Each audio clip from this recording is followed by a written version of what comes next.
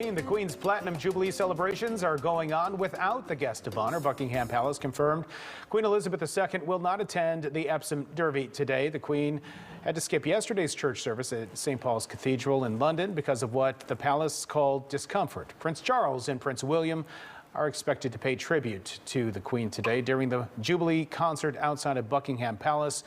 But it is unlikely the Queen will be able to attend that. Rob Shooter is not only a world-class royal reporter, he's also worked for members of the British royal family, including Princess Michael of Kent, as her publicist here in the U.S. And he is joining us live now to break it all down. Good morning, Rob.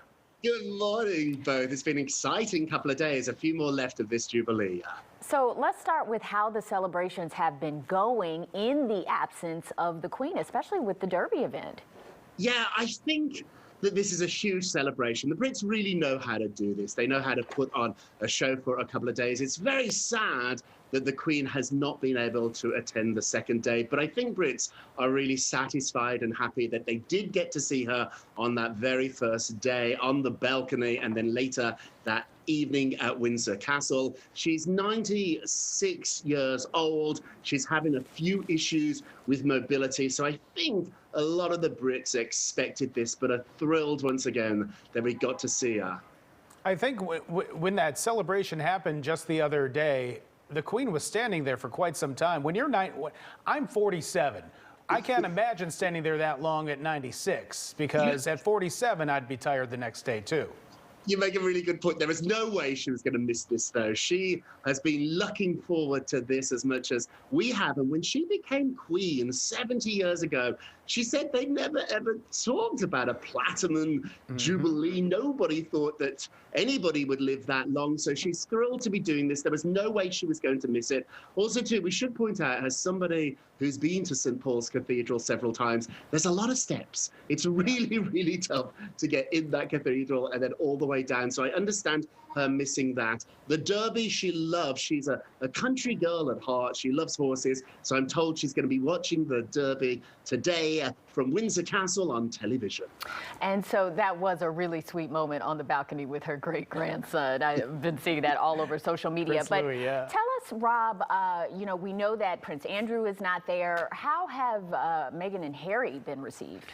A mixed bag for the two of them. So there were some boos and some cheers when they entered the cathedral yesterday. They're trying to keep a pretty low profile. You have to remember, this was their choice. They decided to step away from the royal family. However, it's the first time since they did that there's been a really big event. And I think the Brits are unused to seeing Harry sitting on the second row. He's normally right at the front next to his brother. Unfortunately, at the cathedral, we're seeing pictures of that right now, they didn't have any interaction. I do wish that William had waved to him or winked at him or maybe smiled. These two boys are not in a good place. And unfortunately, too, I went through the schedule for the next couple of days. There is no meeting, private or public, between the brothers. And then after this big celebration at St. Paul's, we see him leaving there. Everybody went to a luncheon except Meghan and Harry, who went back to their cottage. So things are not good. Rob, can you go through this? Because there is a certain segment of the population here in the United States that will tell you that we fought a war to get away from the royal family. And so many of us are obsessed with the royal family. Why?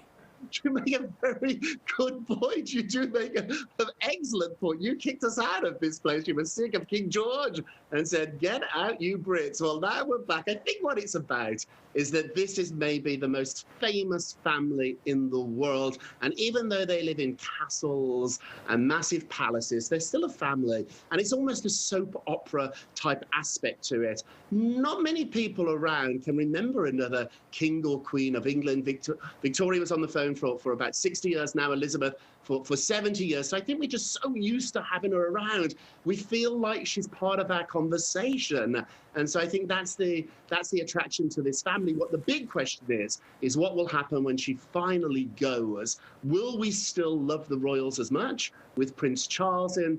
That has yet to be seen. And Rob, to that point, how is the Jubilee being observed in the Commonwealth? And what are the thoughts, you know, what are the opinions globally on the monarchy?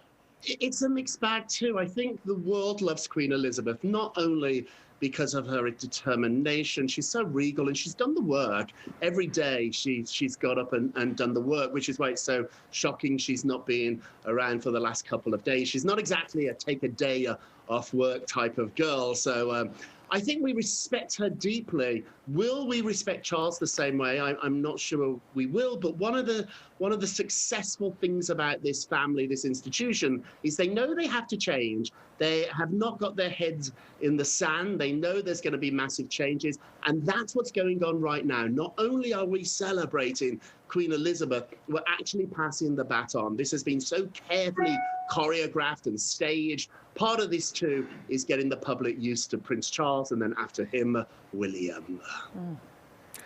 Well, you know what? You've done something right, Rob, if you can go for 70 years being a head of state and no one really knows your personal politics. And you're still popular. There's that. Rob, thank you. All right, Rob, naughty but nice shooter. Thank you so much for joining us. Naughty but nice. That's exactly what we call We need to know more about that. We call Tim Joyce naughty but nice. Which one of you is naughty? Which one's nice? This one of you. You know who's naughty. I'm the nice one. Tim.